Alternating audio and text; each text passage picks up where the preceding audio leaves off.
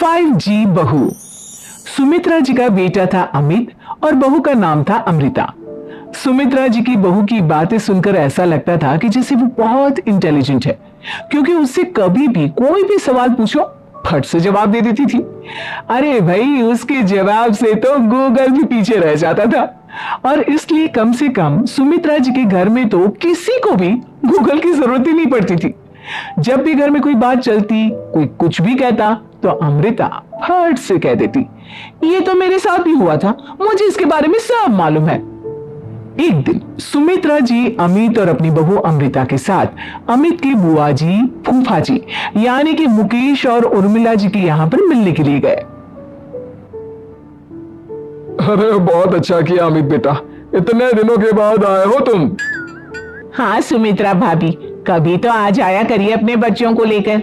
आपकी बहू के आने से तो हमारे घर में भी रौनक आ गई है। वो क्या है ना, अमित ऑफिस के काम में बहुत बिजी रहता है, इसलिए उसे तो वक्त ही नहीं मिल पाता। अच्छा, लगता है नौकरी काफी मुश्किल है अमित की। अरे नहीं नहीं फूफा जी, ऐसी कोई बात नहीं है। आप तो जानते हैं ना प्राइवेट जॉब में कितना काम होता है। अरे कोई समझे ना समझे, मुझे तो पता है प्राइवेट नौकरी में इतना काम करना पड़ता है कि इंसान की आफत आ जाती है।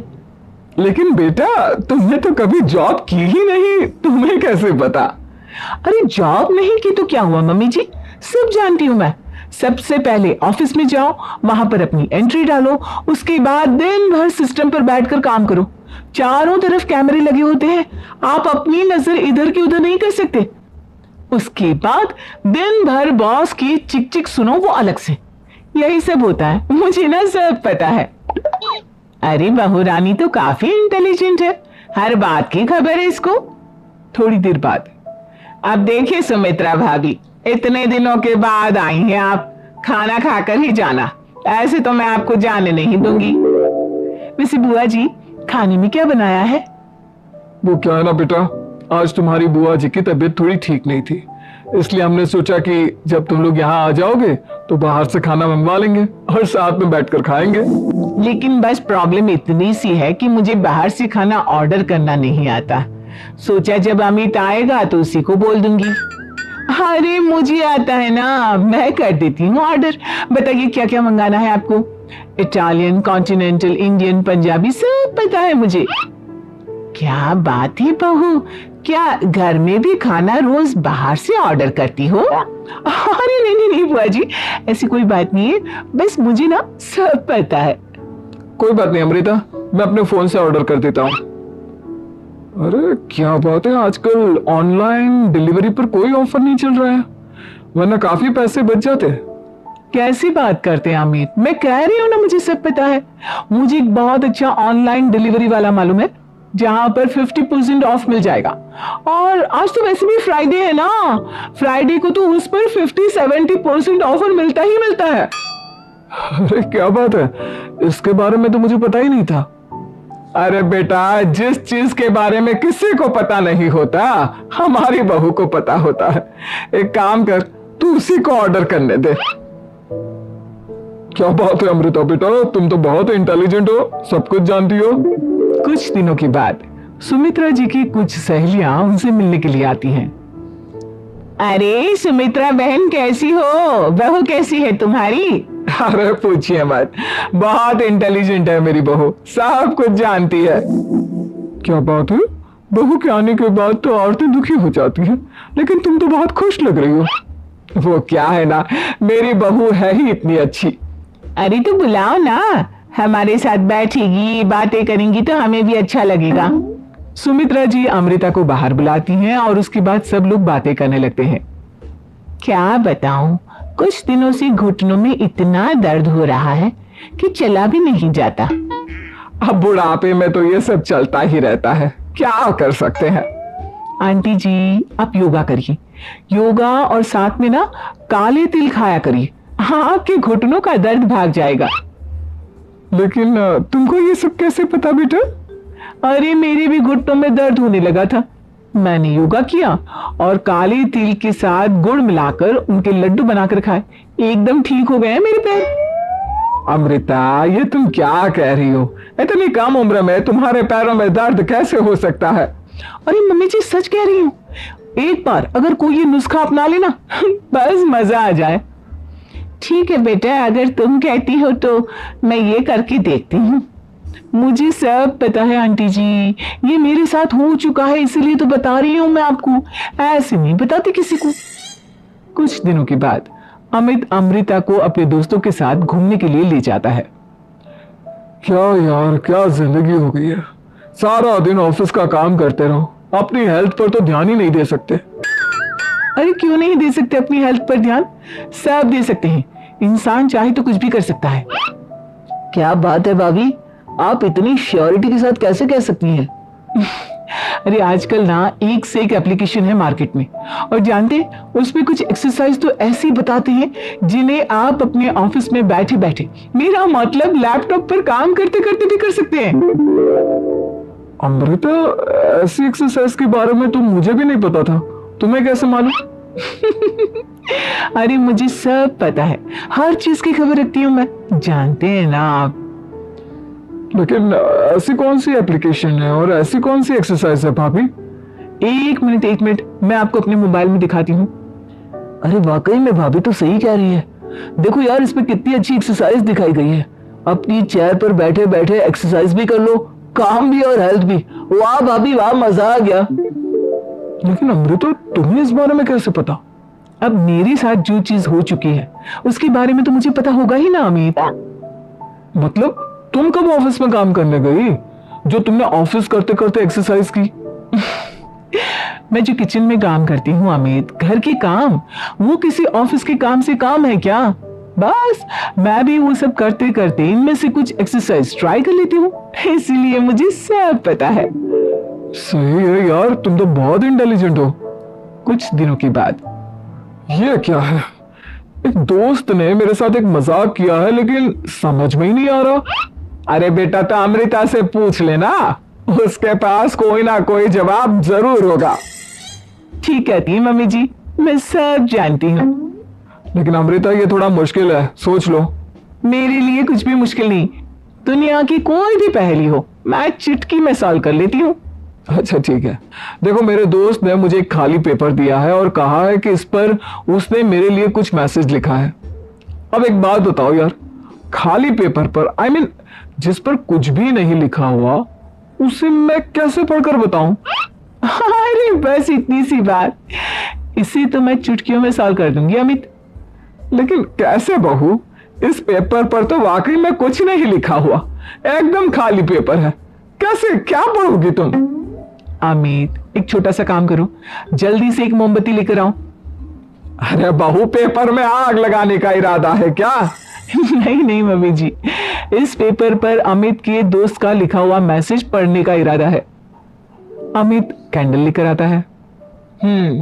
अब ना बस इस पेपर को धीरे धीरे कैंडल के ऊपर घुमाते रहो, देखना 2 ही मिनट में मैसेज आपकी आंखों के सामने होगा। अच्छा ठीक है, मैं ऐसा करके देखता हूं। 2 मिनट के बाद, अरे वाकई में इस पर तो अक्षर बनने लगे, लेकिन ये हुआ कैसे? और अमृता, तुम्हें कैसे पता? बहुत सिंपल है मम्मी जी, अमित के दोस्त ने नींबू के रस से मैसेज लिखकर उसे सुखा दिया। आप अगर मैसेज पढ़ना हो ना तो पेपर को आग के सामने ले जाओ और लेटर्स अपने आप उभर कर आ जाते हैं। वाह बहू, लेकिन तुम ये सब कैसे जानती हो? अरे मम्मी जी, जब मैं छोटी थी ना तो अपनी सहेलियों के साथ ऐसे ही गेम खेला करती थी। ये तो मेरे साथ कितनी बार हो चुका है, मुझे सब पता है। थैंक यू यार अमृता, तुम्हारी वजह से हमें कुछ भी सोचने की जरूरत ही नहीं पड़ती, तुम सब कुछ बता देती हो। कुछ दिनों के बाद सुमित्रा जी को अमृता के प्रेग्नेंट होने की खुशखबरी मिलती है और सुमित्रा जी अमृता को डॉक्टर के यहाँ लेकर जाती है। देखिए सुमित्रा जी, आपकी बहू की तबीयत बिल्कुल ठीक है, किसी भी तरह की चिंता करने की कोई जरूरत नहीं है, लेकिन हाँ, उनको आयरन वाली डाइट खाने की बहुत जरूरत है। ठीक है डॉक्टर साहब, आप बता दीजिए मैं अपनी बहू को क्या क्या खिलाऊं ताकि उसकी तबीयत ठीक रहे और आने वाले बच्चे की भी।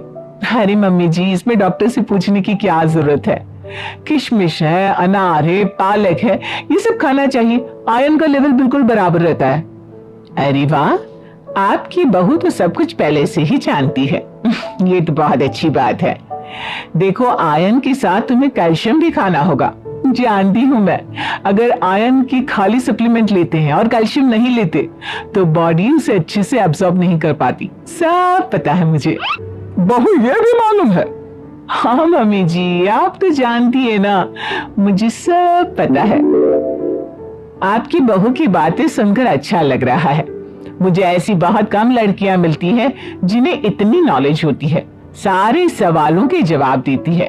और हमारे इंडिया में तो वैसे भी हालात बहुत खराब है। बिल्कुल ठीक कह रहे हैं आप डॉक्टर साहब, लेकिन मैं उन लड़कियों की तरह नहीं हूँ। बहुत ख्याल रखती हूँ मैं हर चीज का। और जानती हैं आप, हमारे घर में तो किसी को किसी चीज के बारे में गूगल करने की जरूरत ही नहीं पड़ती। बिल्कुल ठीक कह रही है अमृता। अरे कुछ भी पूछ लो, इसे सब पता होता है।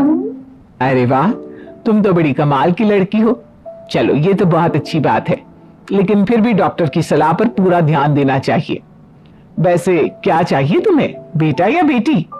अरे डॉक्टर साहब, कुछ भी हो जाए, बस बच्चा अच्छे से हो जाना चाहिए। मुझे तो दोनों में से किसी से कोई भी परेशानी नहीं। और सुमित्रा जी, आप? डॉक्टर मैडम, मुझे तो लड़के और लड़की में कभी भेद करने की आदत ही नहीं है। पोता आए या पोती, मेरे लिए तो दोनों एक बराबर है। सुनकर अच्छा लगा। वैसे आप जानती हैं, हमारे यहाँ पर तो लोगों को बड़ी बेचैनी रहती है ये जानने की कि पेट में लड़का है या लड़की, लेकिन विदेशों में ऐसा नहीं होता। हाँ, वहां पर तो सब कुछ पहले से ही बता देते हैं ना। ये भी कोई बात हुई भला? लेकिन तुम्हें कैसे पता कि वहां पर सब कुछ पहले ही बता देते हैं? अच्छा हाँ, तुम तो सब कुछ पहले से ही जानती हो ना, तुम्हारे साथ तो सब कुछ पहले से ही हो चुका होता है। नहीं मम्मी जी, ये तो मेरे साथ पहली बार हो रहा है, इसलिए मैं ये डायलॉग नहीं बोल सकती। अमृता की बात सुनकर सुमित्रा और डॉक्टर दोनों हंसने लगते हैं। 3 बहनों की लालची भाभी। करिश्मा, रेशमा और मनीषा 3 बहनें हैं। उनका एक भाई भी है, मयंक। मयंक अपनी बहनों को बहुत प्यार करता है, लेकिन मयंक की पत्नी सविता इस मामले में मयंक से बिल्कुल ही अलग है। वो अपनी ननदों का जितना बुरा कर सकती है उतना बुरा करती ही रहती है और अपनी ननदों पर हुक्म भी चलाती है। करिश्मा, करिश्मा, तुमने अभी तक नाश्ता नहीं बनाया? तुम्हारे भैया को ऑफिस जाने में देर हो रही है। हाँ भाभी, बस अभी बनाती हूँ। करिश्मा, तुम ये ढीलापन छोड़ दो। कल को पराये घर जाना है। वहां अगर तुम इस तरह से काम करोगी तो लोग क्या कहेंगे कि माँ ने और भाभी ने कुछ सिखाया नहीं। और तुम्हारी दोनों बहनें कहाँ हैं? अब रेशमा मार्केट गई है और मनीषा सो रही है। क्या? सुबह के 8 बज रहे हैं और ये महारानी अभी भी सो रही है? ये कहते हुए सविता अपनी सास दुर्गा देवी के पास जाती है। माँ जी, देख रही हो अपनी बेटियों के तौर तरीके? क्या हुआ बहू, सुबह सुबह क्या कर दिया मेरी बेटियों ने? अरे एक तो अभी अभी उठकर किचन में गई है, दूसरी सुबह सुबह बाहर चली गई और तीसरी अभी तक सो रही है। क्या करूं मैं इन तीनों का, मैं तो परेशान हो गई हूँ। जा जाकर उठा उसे और रेशमा से मैं बात करती हूँ। सविता सीधा मनीषा के कमरे में जाती है और उससे कहती है, महारानी जल्दी उठो, सूरज सर पर आ गया है। भाभी थोड़ी देर और सोने दो ना, मैं रात को लेट सोई थी। वो क्या ना, यूनिट टेस्ट चल रहा है। शराफत से उठती है या नहीं, या फिर पानी की भरी बाल्टी डालूं तेरे ऊपर? नहीं भाभी, मुझे बिस्तर में नहीं नहाना, उठती हूँ मैं। मनीषा जल्दी से उठकर बाथरूम में चली जाती है। सभी आराम से बैठकर नाश्ता कर रहे होते कि तभी रेशमा बाजार से हाथ में सामान लिए आ जाती है। रेशमा को देखते ही सविता उस पर बरस पड़ती है। लो, आ गई महारानी। ऐसा भी क्या सामान लाना था जो सुबह आंख मलते ही बाजार की तरफ रवाना हो गई? भाभी, कल आप ही तो चीख रही थी कि घर का सारा सामान मुझे ही लाना पड़ता है, घर में किसी को भी किसी काम से कोई लेना देना नहीं है। अब मैं बाजार जाकर सामान ले आई तो आपको इस बात से भी तकलीफ हो रही है? देख रही हो माँ जी, अपनी बेटी की जुबान कैंची से भी तेज चलती है। और मयंक, आप तो कुछ कहेंगे नहीं अपनी लाडली बहन को। रेशमा, अपनी भाभी से ऐसे बात नहीं करते, चलो माफी मांगो। भैया, मैं क्यों माफी मांगू? आप भाभी से बोलिए ना कि हम पर कम हुक्म चलाया करे। हम इस घर की बेटियां हैं और आपकी पत्नी की ननद है, नौकरानी नहीं। लो कर लो बात। इनकी भलाई के लिए कुछ भी बोलो तो इन्हें बुरा लग जाता है। इस घर में यही इज्जत है मेरी। देख लो माँ जी, आपकी बेटी किस लहजे में मुझसे बात कर रही है। सविता वहां से चली जाती है। मयंक को बहुत गुस्सा आता है, वो भी वहां से चला जाता है। फिर करिश्मा रेशमा को समझाती है, रेशमा तुम्हें भाभी से माफी मांग लेनी चाहिए थी ना। लेकिन दीदी मैंने कुछ किया ही नहीं, तो मैं माफी क्यों मांगू? हाँ करिश्मा दीदी, रेशमा दीदी जैसे ही घर में आई भाभी ही उन पर चिल्ला रही थी। हाँ मैं मानती हूँ कि गलती भाभी की थी। मैं तो इसलिए बोल रही हूँ कि भाभी ने माँ को तो पूरी तरह अपने वश में कर लिया है। वो हमारी बात सुनती ही नहीं। मयंक भैया हमारे लिए हमेशा खड़े रहते हैं, इसलिए उनकी बात का मान तो तुम्हें रखना चाहिए था ना। कोई फायदा नहीं दीदी, कुछ दिनों की बात और है, भाभी उन्हें भी हमारे खिलाफ भड़का देंगी। फिर वो भी माँ की तरह हमारी किसी बात का विश्वास नहीं करेंगे। इसी तरह सविता अपनी तीनों ननदों को किसी न किसी बात पर परेशान करती रहती थी। एक दिन मयंक अपनी तीनों बहनों के लिए गिफ्ट लाया। क्या रेशमा, ये तुम्हारे लिए हार का सेट, रेशमा तुम्हारे लिए सुंदर सी ड्रेस, और मनीषा तुम्हें किताबें पसंद है ना, तुम्हारे लिए किताबें लाया हूँ। थैंक यू भैया। थैंक यू भैया, थैंक यू भैया। करिश्मा, तुम्हारा नेकलेस कितना सुंदर है, ये भैया कहाँ से ले आए होंगे? मैंने भैया को 3 दिन पहले फोन पर ये डिजाइन दिखाया था और आज भैया ये ले आए। सविता तो अपनी ननदों के गिफ्ट्स देखकर जल गई, और करिश्मा का नेकलेस तो उसे भी बहुत पसंद आया था। अपनी बहनों के लिए कितना अच्छा नेकलेस लेकर आए हैं, मुझे कभी कोई गिफ्ट नहीं दिया। मैं आज ही ये हार चुरा लूंगी। रात में सविता करिश्मा का हार चुरा लेती है, और इसी तरह उसे अपनी ननदों की जो भी चीज अच्छी लगती वो उसे मांगती नहीं, बल्कि रात के अंधेरे में चुरा लेती। इसी तरह दिन बीतते गए, और सविता ने मयंक के दिल में भी उसकी बहनों के लिए नफरत पैदा कर दी। एक दिन मयंक ने करिश्मा और रेशमा के लिए रिश्ता देखा, और ये बात उसने घर में सबको बताई। माँ, करिश्मा और रेशमा के लिए बहुत अच्छा रिश्ता आया है, वो लोग कल इन्हें देखने आ रहे हैं। आप और सविता मिलकर सारी तैयारी कर लेना। ये सुनकर करिश्मा और रेशमा खुश हो जाती हैं, लेकिन सविता सोचती है, अगर इन दोनों बहनों की शादी हो गई तो घर और बाहर का काम कौन करेगा। मनीषा तो एक नंबर की कामचोर है, उससे तो किसी बात की उम्मीद लगाना ही बेकार है। मुझे इस शादी को रोकना होगा। अगले दिन सभी लड़के वालों के स्वागत की तैयारी करने में लगे होते हैं। तभी मयंक अपनी बहनों से आकर कहता है, तैयार हो गई तुम दोनों? देखो दोनों लड़के बहुत अच्छे हैं, मैं कोई कसर नहीं छोड़ना चाहता, इसलिए तुम उनके सामने अच्छे से बिहेव करना और अपनी भाभी से लड़ने मत लग जाना। करिश्मा, तुम वो नेकलेस पहन लो ना जो मैं तुम्हारे लिए लाया था। भैया मैं बहुत देर से वो नेकलेस ढूंढ रही हूँ, लेकिन मुझे मिल ही नहीं रहा। क्या तुमने नेकलेस खो दिया? तुम्हें पता भी है वो कितना महंगा था, तुम कोई काम ढंग से नहीं कर सकती। मयंक गुस्से में वहां से चला जाता है। थोड़ी देर बाद लड़के वाले भी आ जाते हैं। वो दोनों बहनों को पसंद कर लेते हैं और रिश्ता पक्का हो जाता है। लेकिन सविता के दिमाग में तो कुछ और ही खिचड़ी पक रही थी। वो पंडित जी के पास करिश्मा की कुंडली लेकर जाती है और उन्हें पैसे देकर करिश्मा की कुंडली बदलवा देती है। जब लड़के वालों के पास करिश्मा की कुंडली जाती है तो वो दुर्गा को फोन करते हैं। बहन जी, हमने करिश्मा की कुंडली अपने पंडित जी को दिखाई थी। आपकी बेटी की कुंडली नहीं बल्कि दोषों का पिटारा है। देखिए, मैं और मेरे पति इन सब बातों में बहुत विश्वास करते हैं, इसलिए हम आपकी बेटी से अपने बेटे की शादी नहीं करा सकते। इस तरह करिश्मा का रिश्ता टूट जाता है और सभी घर वालों को बहुत दुख होता है। अब कविता सोचती है, चलो करिश्मा का तो रिश्ता टूट गया, अब रेशमा का भी रिश्ता तोड़ना है। क्या करूं क्या करूं? अब सविता आवाज बदलकर किसी अननोन नंबर से रेशमा के होने वाले ससुराल में फोन करती है। हेलो, मैं कौन हूँ कौन नहीं ये आपके लिए जानना जरूरी नहीं, बस इतना सुन लो कि रेशमा का 2 साल से किसी के साथ अफेयर चल रहा है। बस रेशमा का रिश्ता तोड़वाने के लिए सविता का इतना कहना काफी था। अब रेशमा का भी रिश्ता टूट गया। मयंक और दुर्गा देवी ने रेशमा को खूब खरी खोटी सुनाई और उससे बार बार उस लड़के के बारे में पूछने लगी। आप दोनों मुझे क्यों परेशान कर रहे हो? अरे कोई लड़का होगा मेरी लाइफ में तो मैं बताऊंगी ना, जब कोई है ही नहीं तो कहां से लाऊं मैं कोई लड़का? तेरे होने वाले ससुराल वालों को फोन किसने किया था? माँ, मैं नहीं जानती किसने फोन किया था, मैं सच कह रही हूँ। मैं तो पहले ही कह रही थी इसकी लगाम खींच कर रखो, लेकिन मेरी सुनता ही कौन है। आप चुप रहिए भाभी, ये सब आपका ही किया धरा है। अब तीनों बहनों को विश्वास हो जाता है कि ये सब उनकी भाभी ही कर रही है। तीनों बहनें अपनी भाभी को सबक सिखाने के लिए एक वकील कर लेती है और घर में हिस्सा मांग देखो भैया, माँ बाप की जायदाद में जितना बेटों का हक होता है उतना ही बेटियों का। इसलिए इस घर के 4 हिस्से होंगे और हमें अपना हिस्सा चाहिए। मैंने तुम्हारे लिए क्या क्या नहीं किया और तुम इस घर में हिस्सा मांग रही हो?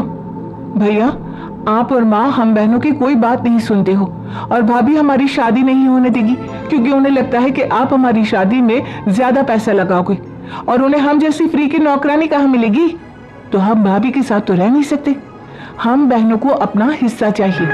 अरे तुम्हें शर्म आनी चाहिए अपनी भाभी पर ऐसा इल्जाम लगाते हुए।